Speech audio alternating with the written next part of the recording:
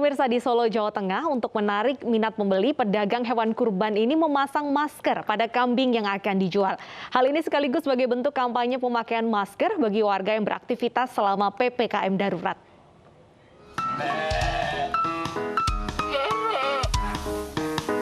Ada kegiatan unik yang dilakukan seorang penjual kambing di kawasan Pucang Sawit, Jember, Solo, Jawa Tengah, yang memasang masker pada kambing yang akan dijualnya. Hal ini sengaja dilakukan selain untuk menarik minat pembeli, sekaligus mengampanyekan pemakaian masker bagi warga yang beraktivitas di luar rumah selama PPKM darurat. Alhasil, kini hewan kurban dagangannya laris manis dipesan warga untuk kurban di Hari Raya Idul Adha.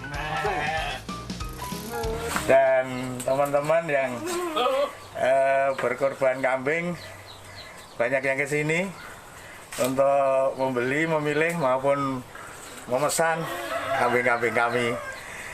Jadi alhamdulillah barokah gara-gara kambing bermasker. Berbeda pada masa pandemi di tahun lalu, keuntungan penjualan hewan kurban kali ini bertambah 50%. Bahkan penjual mengaku kekurangan hewan kurban dan berencana mengambil lagi ke desa. Dari Solo, Jawa Tengah, Septiantoro, iNews melaporkan. Ya, lucu sekali, hewan dipakaikan masker dan diharapkan masyarakat juga rajin dan patuh untuk memakai masker. Namun sayangnya pemirsa, di Jakarta jelang Idul Adha tahun ini, penjualan hewan kurban merosot hampir 50% jika dibandingkan dengan tahun lalu. Untuk mengetahui perkembangan terkini, kita akan berbincang langsung dengan Lineke Utsiki di Jalan Johar Baru, Jakarta Pusat. Selamat siang Lineke, bagaimana penjualan hewan kurban saat ini?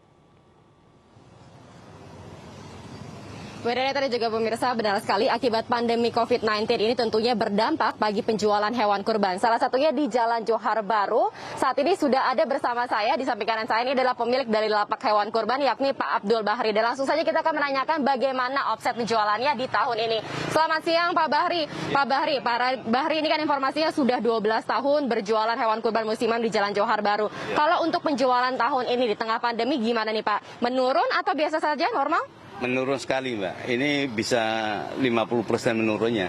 Biasanya ini hari udah habis, ya tinggal 1-2, sekarang masih banyak. Karena itu lagi pandemi, lagi ada begini, pada yang diutamakan buat makan dulu sehari-harinya. Jadinya yang kurban itu biasanya pada nabung, sekarang buat makan dulu. Karena lagi keadaan begini Mbak.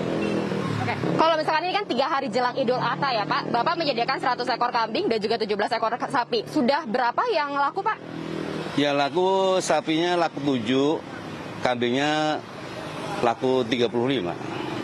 Ada cara mungkin untuk mensiasati penurunan ataupun drastisnya omset penjualan tahun ini Pak? Bisa, ini turunnya turun gratis, jadinya biasanya itu harganya stabil, sekarang bisa menurun. Kalau misalkan dari Pak Bahri sendiri nih, mungkin ada mencoba untuk menaikkan harga atau mungkin menjual secara daring gitu Pak? Enggak, kita secara langsung di samping itu harga enggak saya naikkan, enggak, biasa stabil aja. Stabil, enggak kayak kemarin, kayak tahun-tahun biasanya tahun. Oke, baik. Terima kasih banyak Pak Bahri atas waktu luangnya berbincang bersama kami. Semoga kita doakan ini hewan kurbannya cepat laku ya Pak.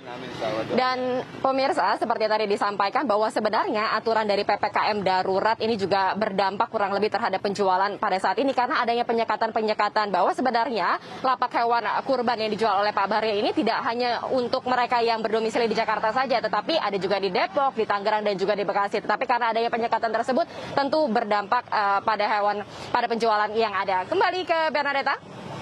Baik, Lineke Utsiki melaporkan dari Jakarta. Selamat bertugas kembali. Nah, pemirsa, bagi Anda yang ingin membeli hewan kurban, ada baiknya Anda mengetahui bagaimana tips cara memilih hewan yang sehat. Untuk itu langsung saja kita bertanya kepada pelaksana tugas Kepala Dinas Ketahanan Pangan, Kelautan Pertanian DKI Jakarta, Ibu Suharini Eliawati. Selamat siang Ibu Eli. Selamat siang Mbak. Baik, salam sehat. Salam sehat Ibu. Nah Ibu, beberapa hari lagi kita akan merayakan Idul Adha. Mungkin masih banyak masyarakat yang belum hewan kurban. Boleh diberikan cara untuk mengetahui hewan kurban itu sehat Ibu?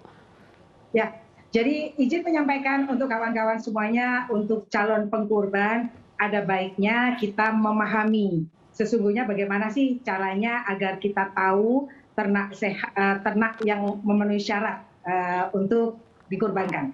Jadi ada yang pertama adalah pastikan ternak yang kita pilih adalah kondisinya sehat. Itu bisa dilihat dari matanya. Matanya bersih, tidak ada kotoran atau istilahnya adalah belekan, seperti itu. Kemudian yang kedua adalah lincah. Itu kita bisa lihat dari gerakan-gerakannya, tidak rebah-rebahan, seperti itu. Kemudian yang selanjutnya bulunya bersih dan mengkilap. Itu adalah salah satu ciri-cirinya. Kemudian yang paling nyata yang bisa dilihat adalah hidungnya. Pastikan hidungnya itu basah, cerminan hidungnya itu basah, tidak kering. Kemudian dari kotorannya bentuknya itu padat seperti itu dan anusnya itu bersih, tidak ada cairan kotorannya. Seperti itu. Kemudian nafsu makannya baik. Itu dari yang pertama. Kemudian yang kedua, pastikan bahwa hewan kurban kita itu sudah tercukupi umurnya. Kalau untuk sapi atau kerbau itu sudah 2 tahun atau lebih. Kemudian kalau untuk kambing atau domba itu 1 tahun. Baik. Atau sebagaimana orang awam paham itu biasanya adalah yang sudah pupak atau berganti giginya, seperti itu. Oke, jadi secara fisik harus lincah dan menarik perhatian seperti itu. Nah, Ibu, ini ada imbauan dari Satgas bahwa meminta hewan kurban untuk diswab. Apakah itu bisa diterapkan, Ibu?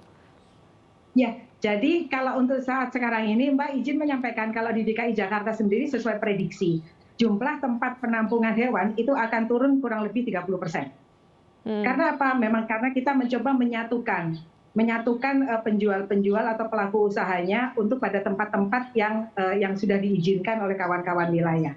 Seperti itu. Jadi kemudian kami juga menganjurkan untuk kawan-kawan pedagang agar menyiapkan tempat cuci tangan misalnya seperti itu. Kemudian alur keluar masuknya juga terpisah. Seperti itu, Mbak. Baik, terima kasih Bu Eli. Nah, itu pemirsa sejumlah tips sebelum Anda membeli hewan kurban. Terima kasih sudah berbincang di iNews Siang. Pemirsa, usai jeda berikut kita memiliki informasi terkait dengan cara unik untuk memanjakan hewan kesayangan. Tetap bersama kami.